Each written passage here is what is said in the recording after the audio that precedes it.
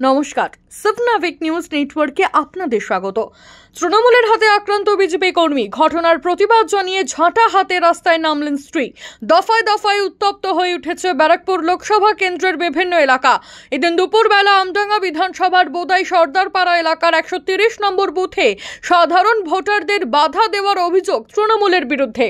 Vote দিতে গেলে তাদেরকে রাতের বেলা বোমা মেরে উড়িয়ে দেওয়া হবে, এমনকি কেটে নেওয়া হবে হাত। ভোটারদের ভয় দেখানোর অভিযোগ উঠল স্থানীয় তৃণমূল নেতৃত্বের বিরুদ্ধে। সকাল থেকে মহিলা থেকে পুরুষ কেউই ভয়ে ভোট দিতে যেতে পারছেন না ভোট কেন্দ্রে।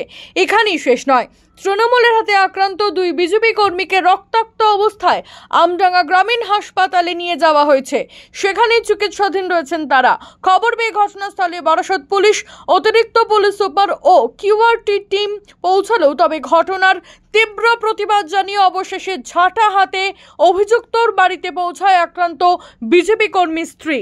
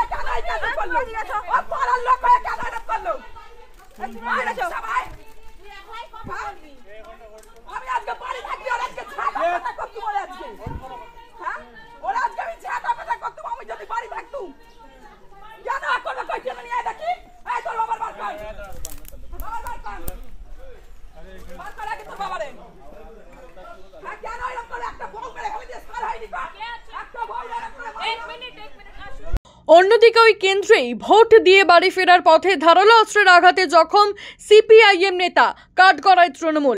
আহত সিপিআইএম নেতার নাম মাসুদুর রহমান। ঘটনার পর আমডাঙ্গা গ্রামীণ হাসপাতালে চিকিৎসাধীন তিনি।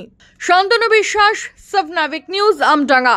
সমস্ত খবরের আপডেট পেতে লাইক করে সাবস্ক্রাইব করুন স্বপ্নাভিক নিউজ। সেই সঙ্গে বেল বাটন প্রেস করতে ভুলবেন না।